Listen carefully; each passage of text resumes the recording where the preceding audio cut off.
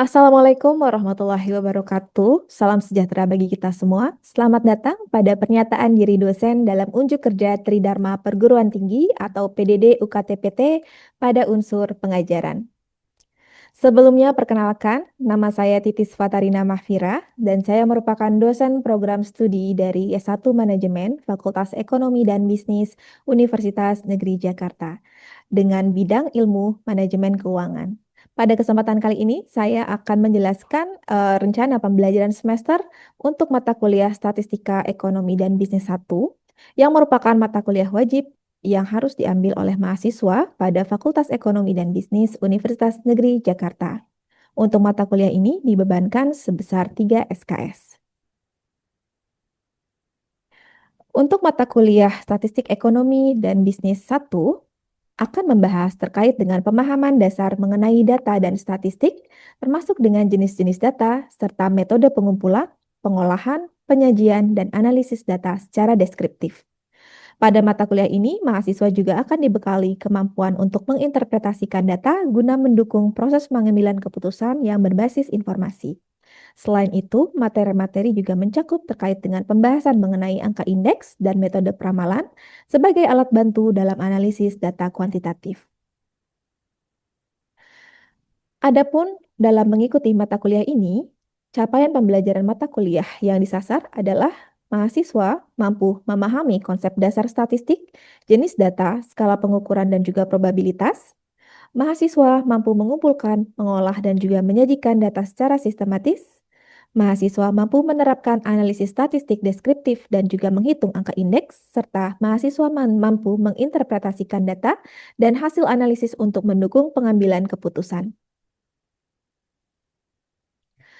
Materi pembelajaran yang akan dipelajari dalam satu semester meliputi 4 topik besar, yaitu yang pertama terkait dengan pengantar statistik dan juga penyajian data, di mana materi ini meliputi pengantar konsep statistik serta cara-cara menyajikan data dalam bentuk tabel dan grafik. Topik kedua yaitu statistik deskriptif dan angka indeks, di mana meliputi pengukuran numerik seperti rata-rata, median, modus, dan juga penggunaan angka indeks. Topik ketiga yaitu probabilitas dan distribusi probabilitas. Ini meliputi pengantar probabilitas, distribusi diskrit seperti distribusi binomial dan Poisson, serta distribusi kontinu seperti distribusi normal. Dan topik keempat yaitu pengambilan sampel dan juga distribusi sampel yang meliputi teknik sampling dan distribusi dari statistik sampel.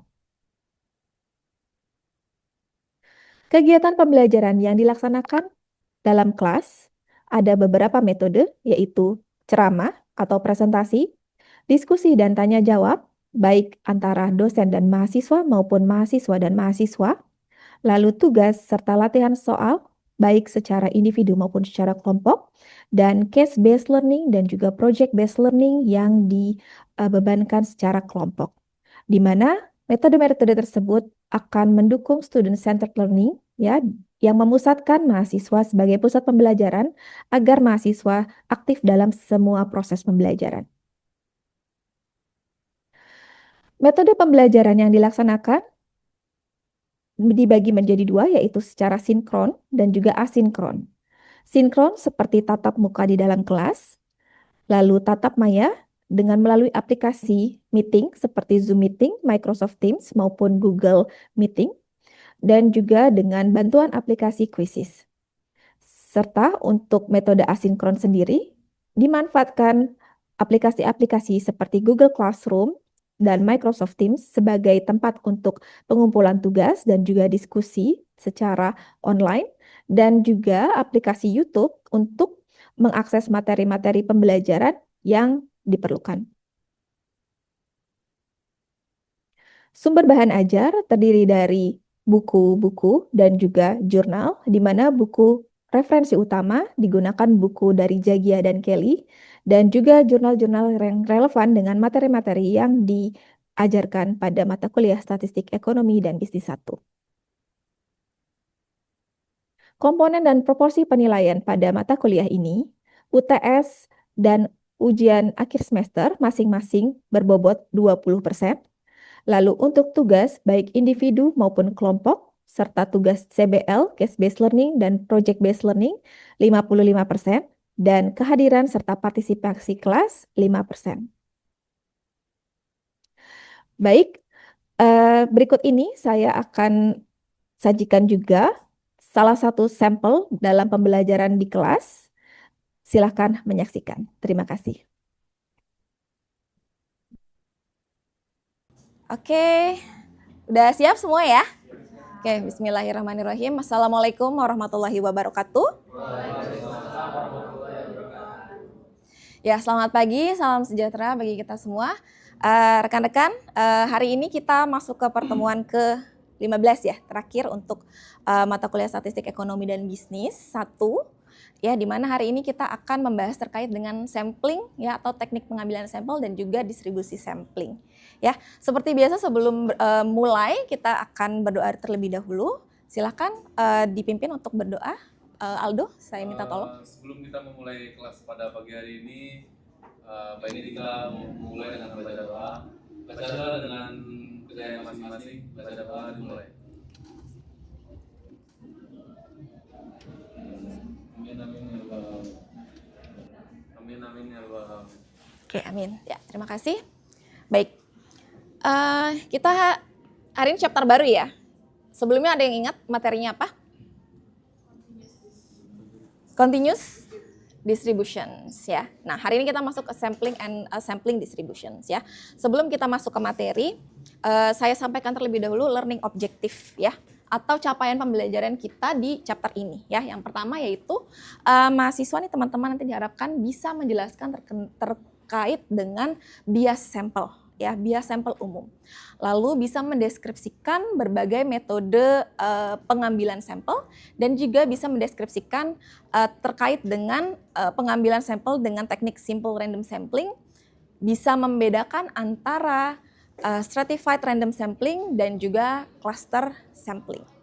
Ya, jadi kurang lebih capaian pembelajaran kita hari ini adalah 4 hal tadi. Oke, sebelum kita masuk ke materi lebih dalam, kita recall dulu memori kita ya.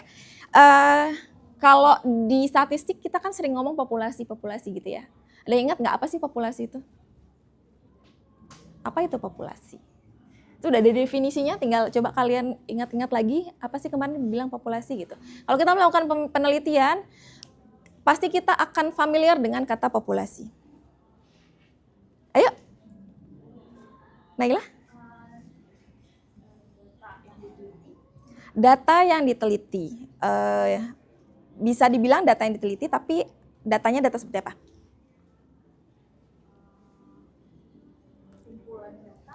Keseluruhan ya, keseluruhan item yang menjadi perhatian dalam penelitian ya. Oke, makanya itu disebut consist of all items of interest in statistical problem. Jadi untuk populasi itu adalah seluruh individu atau item yang menjadi perhatian kita, gitu ya. Ya, nah populasi ini memiliki yang namanya parameter, ya parameter populasi. Apa itu parameter populasi? Kita udah belajar sebelumnya. Ada ingat parameter? Parameter populasi itu apa sih parameter? Parameter tuh ukuran ya. Nah ukuran tentang apa? Parameter, ukuran tentang keseluruhan data. Yang apa? Yang mengapain data gitu. Dia ukuran numerik yang bisa menggambarkan karakteristik dari suatu populasi ya, itu parameter populasi. Nah, parameter populasi ini terkadang tuh tidak diketahui ya atau unknown gitu ya. Nah, tapi bisa diestimasi. Bagaimana cara mengestimasinya ya? Karena kalau kita meneliti, apakah mungkin kita meneliti seluruh populasi? Tidak. Ya, kalau sekarang ada big data mungkin saja, tapi cost-nya tinggi. Waktu yang dibutuhkan banyak ya, tenaga yang dibutuhkan juga banyak ya. Jadi untuk membuat lebih efisien dan efektif, kita bisa melakukan yang namanya sampling. Ya, apa itu sampling? Sebelum ke sampling, kita ke sampel dulu. Jadi ada populasi, ada sampel. Sampel itu apa? Sample is a subset of the population. Ya, ayo. International class, bahasa Inggrisnya harus bagus. Yes, Kavi? Iya, subset of population ya, bagian dari populasi. Sampel itu kita ambil dari bagian dari populasi ya. Nah, di sampel kita mengenal yang namanya statistik sampel ya, atau sampel statistik ya. Nah, ini statistik sampel ini merupakan ukuran-ukuran dari sampel yang digunakan untuk menarik kesimpulan dari suatu populasi ya. Nah, untuk penarikan sampel ini nggak bisa sembarangan ya. Kita punya teknik-teknik untuk supaya hasil yang diberikan itu tidak bias. Nah, bias itu apa gitu? Bias, ada lagi istilah bias. Bias tidak nyata, bukan tidak nyata. Kalau bias di statistik bukan tidak nyata. Bias itu apa sih? Bukan bias ya. Bias pakai B. Bias statistik tuh, the tendency of sample statistic to systematically over or underestimate a population parameter. Jadi apa tuh bias? Kecenderungan, terlalu kelebihan atau kekurangan dalam mengestimasi parameter populasi. Ya, itu yang dihindari. Makanya kita perlu untuk mempelajari teknik sampling ini untuk menghindari bias pada sampel statistik ya. Nah, ini contoh salah satu bad sample ya. Ada contoh dari lama nih tahun 1936 ya, Literary Digest. Ini adalah salah satu majalah ya, majalah di Amerika Serikat tahun 1936. Dia melakukan voting. Dia memprediksi yang menang itu adalah Alf Landry. Nah, apa yang dialami sama Literary Digest ini adalah selection bias sama non-response bias ya. Apa itu selection bias, apa itu non-response bias ya, ini banyak istilah baru ya tentunya untuk kalian. Nah, kalau selection bias, a systematic exclusion of certain groups from consideration for the sample. Kira-kira kenapa bisa bias seleksi? Jadi sampel yang dipilih tuh systematic exclusion. Dia secara sistematis mengeluarkan kelompok-kelompok tertentu di dalam sampelnya gitu ya. Kira-kira kelompoknya seperti apa ya? Nah, Literary Digest tahun 1936 majalah melakukan survei. Tahun 1936 kebayang nggak sih kalian yang langganan majalah itu orang-orang seperti apa? Apakah semua orang? Enggak, yang kayak gimana kira-kira? Orang-orang kaya-kaya. Terus selain kaya apa lagi? Yang interest ke? Ya, majalah tersebut. Katakanlah itu misalnya majalah politik ya atau ekonomi misalnya gitu ya. Yang well educated lah ya. Nah itu. Jadi kalau misalnya ada sebagian masyarakat yang tidak tergolong kategori tersebut ya, dikeluarkan dari sampel, maka ya terjadi gitu ya, selection bias ya.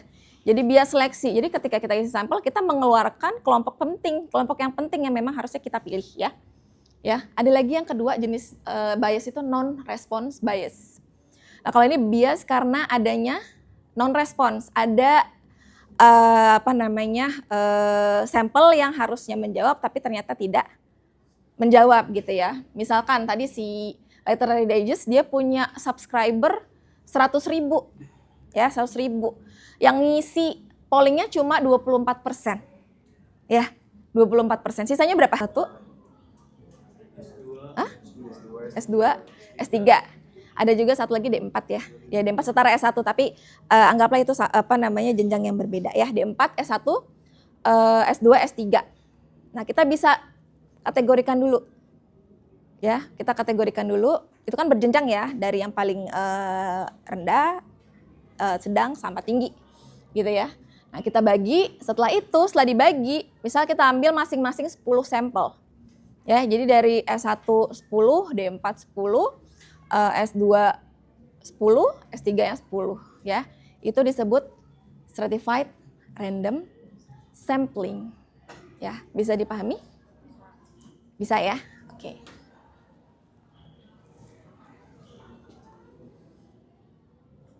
Coba.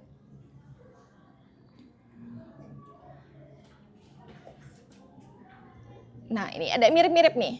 Ini hati-hati mengidentifikasinya. Ada cluster sampling. Ya, cluster sampling. Ini berbeda dengan tadi stratified random sampling. Sama-sama mengelompokkan, sama-sama dikelompokkan, ya. Cuma kalau tadi kan stratum, ada tingkatan. Ya, kalau cluster sampling ini dia membagi data ya hingga menjadi beberapa bagian disebut dengan cluster, ya. Tapi ya pada saat pengambilan sampel, kita nggak mengambil masing-masing dari setiap kelompok, tapi cukup memilih satu cluster saja, ya. Cukup memilih satu cluster saja untuk kita ambil sebagai sampel, ya. Ini disebut dengan cluster sampling. Misal kalian mau meneliti masyarakat Jakarta, ya. Jakarta itu bisa kita divide jadi berapa kelompok kan, ya. Misalnya kayak gimana kalau kita membagi Jakarta? Timur, Barat, Selatan, Pusat, lagi Utara, ya 5 ya, bisa kita ada lagi Kepulauan Seribu ya. Ya. Nah, kalau tadi pakai stratified, kita harus kayak gimana? Coba satu orang. Dari selatan dulu. Oke, Aldo gimana? Dari bawah dulu selatan. Misalnya kita mau ambil setiap kelas 20, gimana? Dari selatan? Terus Selatan ambil berapa? selatan berapa Bu tadi? 20 misalnya. 20 selatan. Oh, satu daerah 20 sampel. Berarti selatan kita ambil 20 sampel, timur 20, barat 20, utara 20. Oke, jadi total? 80. Pusat belum ya? Sama pusat. Total berapa kan ada? Total 100. Ada 6 kan? Sama Kepulauan Seribu. Oh, Kepulauan Seribu 120. 120. Jadi 120 masing-masing 20-20 itu mewakili setiap daerah ya. Itu kalau yang certified. 120-120-nya kita harus ambil dari satu klaster. Ya, misalnya kalian pilih Jakarta Timur karena paling dekat dengan dengan kampus gitu ya. Ya. Jadi 120-nya itu diambil dari seluruhnya dari Jakarta Timur ya, seperti itu. Ya. Oke. Nah,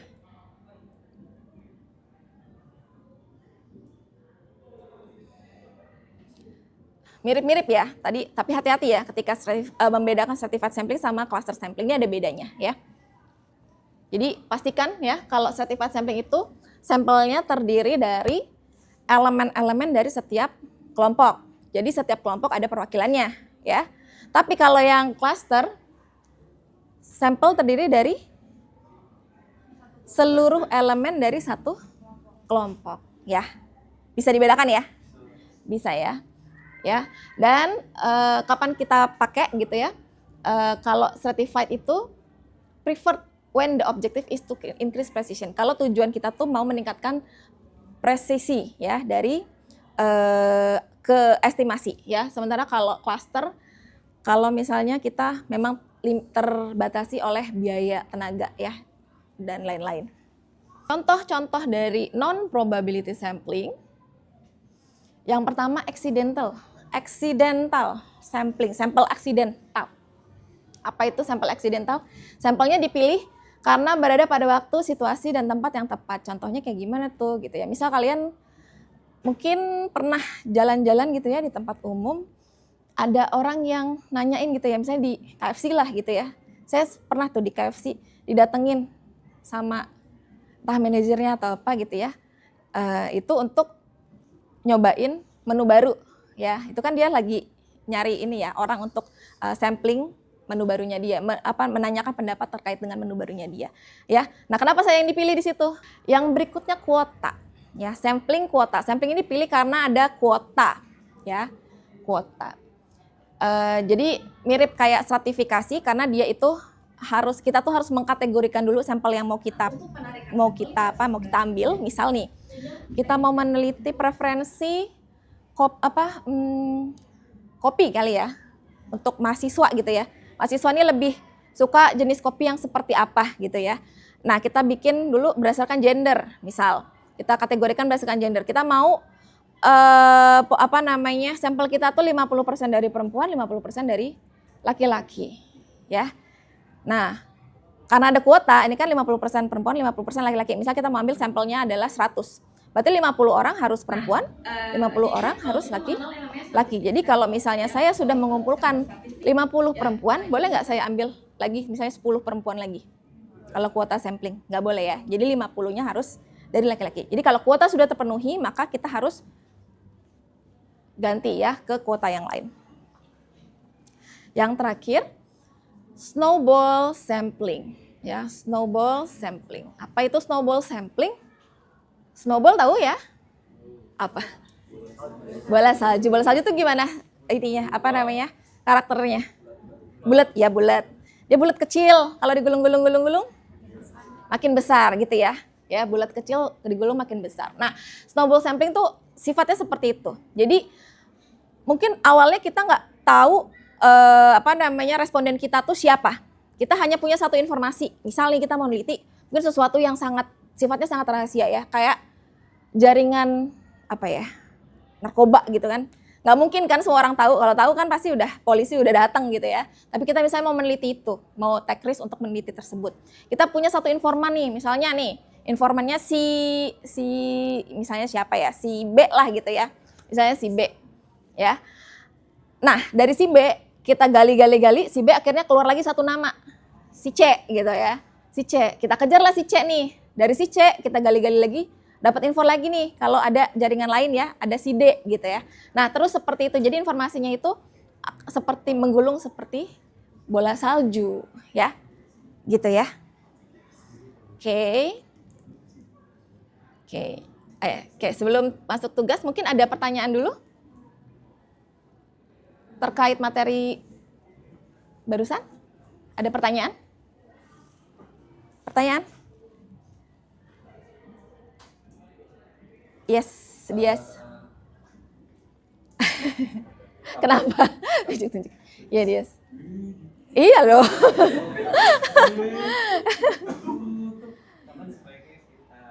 Pilih stratified random sampling atau cluster random sampling. Oke, ya. Thank you, pertanyaannya bagus ya. Jadi kapan kita pilih stratified random sampling atau cluster random sampling? Karena ini mirip ya. Sebenarnya untuk memilih sampel itu adalah tadi balik lagi ke preferensi si peneliti ya. Jadi untuk menentukan sampel itu benar-benar 100% adalah preferensi dari si peneliti ya. Nah, tapi ada pertimbangannya nih ya.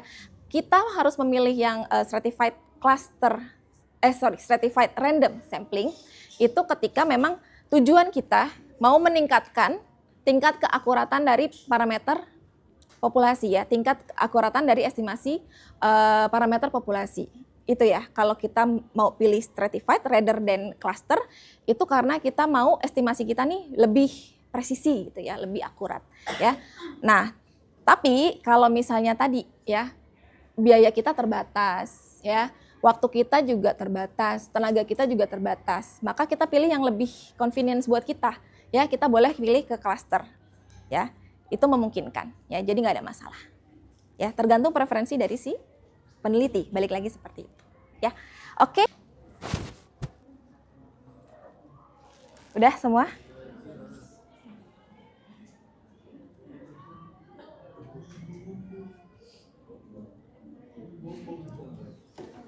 Sudah join? Naila sudah join? Ayo yang lain. Jaringan bisa pakai hotspot nggak? Nggak apa-apa, yang belum nanti sharing sama temennya ya. Oke, coba ya kita mulai. Oke, yuk. 30 detik satu pertanyaan. Yuk. Apa?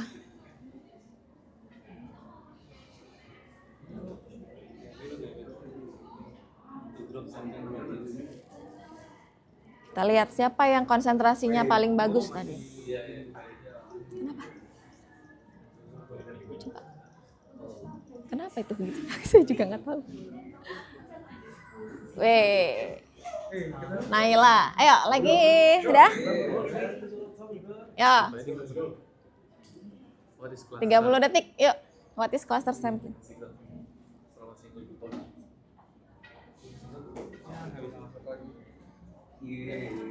Gak bisa masuk lagi, udah. Barengan dulu. Oh. Bantu jawab temennya.